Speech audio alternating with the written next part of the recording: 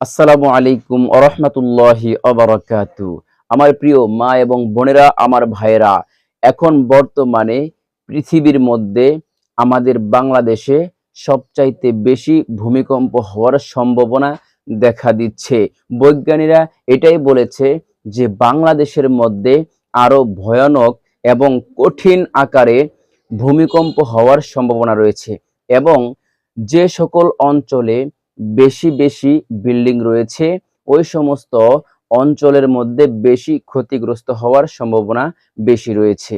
তো আমার প্রিয় মা এবং বোনেরা, যদি ভূমিকম্প হয় তখন আপনারা কি করবেন, করণীয় কি, আপনাদের কোন দোয়া পাঠ করতে হবে যার মাধ্যমে আপনি এই ভূমিকম্পের যে বিপদ আছে এই বিপদ থেকে আপনি রক্ষা পাবেন, অথবা যদি আল্লাহ পাক রব্বুল আলামিন আমাদেরকে এই ভূমিকম্পের মাধ্যমে আমাদেরকে যদি আল্লাহ পাক রব্বুল আলামিন মৃত্যু দান করেন, তাহলে মৃত্যুটাও হবে আল্লাহ পাক রব্বুল আলামিনের সন্তুষ্ট অনুযায়ী বা জান্নাতি হওয়ার সম্ভাবনা থাকবে।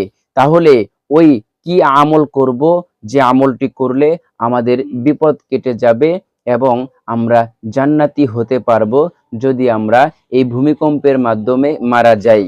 তো এই বিষয়টি আপনাদের মাঝে আলোচনা করব ইনশাআল্লাহ। আজ বাংলাদেশের অবস্থা একেবারেই নাজুক এবং খারাপ পরিস্থিতির মধ্যে রয়েছে, মানুষ আতঙ্কের মধ্যে রয়েছে এবং কি আমি নিজেও আতঙ্কের মধ্যে রয়েছি। এজন্য আমরা ভূমিকম্প হলে কি করব, করণীয় কি? যদি আশেপাশে প্রচুর পরিমাণে বিল্ডিং থাকে, আপনার আশেপাশে যদি প্রচুর পরিমাণে বিল্ডিং থাকে, আপনি ঘর থেকে বের হয়ে যে আপনি রাস্তায় দাঁড়াবেন সেটাও নিরাপদ নয়। আপনার জন্য করণীয় হলো, যদি আপনার আশেপাশে কোনো খোলা মাঠ থাকে তাহলে আপনি সেখানে চলে যাবেন, সেটাই একমাত্র নিরাপদ স্থান হতে পারে। অন্যথায় যদি আপনি ঘর থেকে বের হওয়ার পর দেখেন আপনার সামনে বিল্ডিং, পিছনে বিল্ডিং, চতুর্দিকে বিল্ডিং আর বিল্ডিং, তাহলে কিন্তু আপনি ভুলেও বের হবেন না ঘর থেকে। যদি কঠিন আকারে ভূমিকম্প দেখা দেয় তাহলে আপনি কোনো শক্ত টেবিলের নিচে গিয়ে আশ্রয় নেবেন, কারণ ভূমিকম্পের সময় যখন বিল্ডিং নড়াচড়া করে তখন ইট এবং কাচের টুকরোগুলো ভেঙে চোখে মুখে এবং বিভিন্ন শরীরের অঙ্গের মধ্যে লাগতে পারে। এজন্য আমাদের শরীরগুলো, আমাদের মাথাগুলো আমরা নিরাপদে রাখার চেষ্টা করব, টেবিলের নিচে আমরা থাকার চেষ্টা করব এবং বিল্ডিং এর যে ভিতরের কোণা রয়েছে এই কোণার মধ্যে আমরা আশ্রয় নেওয়ার চেষ্টা করব। যদি ভূমিকম্প বিকট আকারে ধারণ করে সঙ্গে সঙ্গে আমরা বিল্ডিং এর কোণায় অথবা চেয়ারের নিচে লুকিয়ে যাব। আর যদি ভূমিকম্প আস্তে আস্তে শুরু হয় প্রথমে, তখন আমরা চেষ্টা করব যে কোনো খোলা মাঠের মধ্যে চলে যাওয়ার জন্য। অন্যথায় আমাদের অন্যরকম এবং ভয়ঙ্কর আকারে আমাদের ক্ষতি হতে পারে। এজন্য আমরা এই দিকগুলো খেয়াল করব। আর যখন ভূমিকম্প শুরু হবে তখনই আমাদেরকে একটি কাজ করতে হবে, একটি দোয়া পাঠ করতে হবে। সঙ্গে সঙ্গে আপনারা কালিমাহ পাঠ করবেন। কালিমা পাঠ করার মাধ্যমে আল্লাহ পাক রব্বুল আলামিন আমাদেরকে নেকি দান করবেন এবং ইস্তেগফার পাঠ করবেন। কিভাবে পাঠ করবেন আমি আপনাদেরকে বলে দিব। তো যখন দেখবেন কোনো বিপদ আসে, তখন বিপদের সময় আপনাকে কোন দোয়া পাঠ করতে হবে? দোয়ায়ে ইউনুস রয়েছে, এটাও কঠিন বিপদের সময় আপনি পাঠ করতে পারেন। তো সর্বপ্রথম আপনাকে কালিমা পাঠ করতে হবে, কারণ যদি আমাদের মৃত্যু চলে আসে, মৃত্যুর সময় যদি কালিমা নসিব হয়ে যায় তাহলে কিন্তু আমরা জান্নাতে চলে যেতে পারবো, অন্যথায় আমাদের জান্নাতে যাওয়া কঠিন হয়ে যাবে। এজন্য যখনই কোনো কঠিন বিপদ আমাদের সামনে চলে আসবে তখনই আমরা কালিমাহ পাঠ করব। তো চলুন আমরা কালিমাহ ১ থেকে ২ বার পাঠ করে নেই, এরপর ধাপে ধাপে ভিডিওটি আপনাদের মাঝে উপস্থাপন করব। তো যখন আমরা কঠিন আকারে বিপদ দেখব তখন আমরা কালিমাহ এভাবে পাঠ করব। লা ইলাহা ইল্লাল্লাহু মুহাম্মাদুর রাসূলুল্লাহ। আমরা মুসলমান হয়েছি কিন্তু এই কালিমাটাও সহি শুদ্ধভাবে পারি না। কিয়ামতের সময় এবং ভূমিকম্পের সময় যখন আমাদের সামনে কঠিন বিপদ চলে আসবে, তখন কিন্তু আমাদের এই কালিমাটি স্মরণে থাকে না। এজন্য ভালোভাবে মুখস্থ করে নিব। যখনই বিপদ আসবে তখনই আমরা কালিমা পাঠ করে নিব। তাহলেই আমাদের এই কালিমা পড়ার অভ্যাস হয়ে যাবে। আমরা যেকোনো বিপদের সময়, যেকোনো মুসিবতের সময় আমরা কালিমা সবার আগে পড়ার চেষ্টা করব এবং যেকোনো সময় আমরা কালিমা পাঠ করব বেশি বেশি। কালিমা আমি ভিডিওর স্ক্রিনে লিখে দিচ্ছি। লা ইলাহা ইল্লাল্লাহু মুহাম্মাদুর রাসূলুল্লাহ। লা ইলাহা ইল্লাল্লাহু মুহাম্মাদুর রাসূলুল্লাহ। এই কালিমাটি আপনারা সহি শুদ্ধভাবে পাঠ করবেন, শিখবেন। এরপরে একটি দোয়া পাঠ করবেন।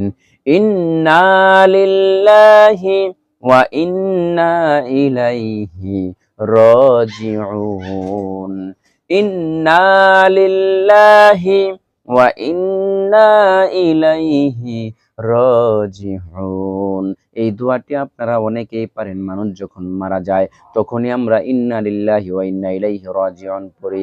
এটা দুঃসংবাদে পাঠ করতে হয়। ভূমিকম্প এটাও একটা দুঃসংবাদ। এজন্য আমাদের ভূমিকম্প হওয়ার সাথে সাথে আমরা পাঠ করব ইন্না লিল্লাহি ওয়া ইন্না ইলাইহি রাজিউন এবং দোয়া ইউনুস পাঠ করব। লা ইলাহা ইল্লা আনতা সুবহানাকা ইন্নী কুনতু মিনাজ জালিমিন। ভিডিওর স্ক্রিনে লিখে দেওয়া আছে লা ইলাহা ইল্লা আনতা সুবহানাকা ইন্নী কুনতু মিনাজ জালিমিন। লা ইলাহা ইল্লা আনতা সুবহানাকা ইন্নী কুনতু মিনাজ জালিমিন। এই দোয়াটি আমরা পাঠ করব বেশি পরিমাণে এবং সর্বশেষ যদি আমরা সময় পাই তাহলে ইস্তেগফার পাঠ করব। ইস্তেগফারটি আপনারা পাঠ করবেন আস্তাগফিরুল্লাহ আস্তাগফিরুল্লাহ আস্তাগফিরুল্লাহ আস্তাগফিরুল্লাহ। এই ইস্তেগফারটি বেশি পরিমাণে পাঠ করবেন। যদি আপনি পারেন তাহলে সাইয়্যিদুল ইস্তেগফার পাঠ করবেন, কারণ সাইয়্যিদুল ইস্তেগফার হলো সকল ইস্তেগফারের সর্দার। যখন ভূমিকম্প হয় তখন যদি আপনি সাইয়্যিদুল ইস্তেগফার পাঠ করতে পারেন তাহলে আল্লাহ পাক রব্বুল আলামিন আপনাকে ক্ষমা করে দিবেন। সাইয়্যিদুল ইস্তেগফার ইস্তেগফারের সর্দার। এই জন্য একবার আমার সাথে পাঠ করুন সাইয়্যিদুল ইস্তেগফার। জীবনের সকল গুনাহ আল্লাহ পাক রব্বুল আলামিন ক্ষমা করে দিবেন।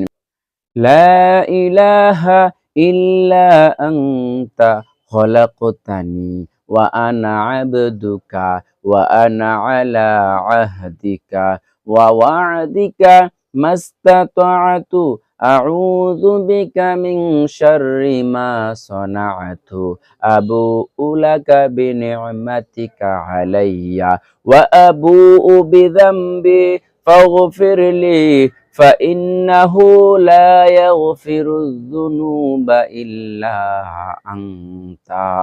এই সাইয়্যিদুল ইস্তেগফার আপনারা পাঠ করার চেষ্টা করবেন, ইনশাআল্লাহ জীবনের সকল গুনাহগুলো ক্ষমা হয়ে যাবে। তো আমার প্রিয় মা এবং বোনেরা, আপনারা ভূমিকম্পের সময় কোন কোন কাজ করবেন আর কোন কোন কাজ করবেন না, আজকের এই ভিডিওতে আপনাদেরকে সুন্দরভাবে বলে দিয়েছি। ইনশাআল্লাহ আমল করার চেষ্টা করবেন, বিপদ আপদ চলে যাবে ইনশাআল্লাহ। তো আমার প্রিয় মা এবং বোনেরা, আজকের মতো ভিডিওটি এখানেই শেষ করে দিচ্ছি, আপনাদের সকলে সুস্বাস্থ্য কামনা করে। আসসালামু আলাইকুম ওয়া রাহমাতুল্লাহি ওয়া বারাকাতুহু।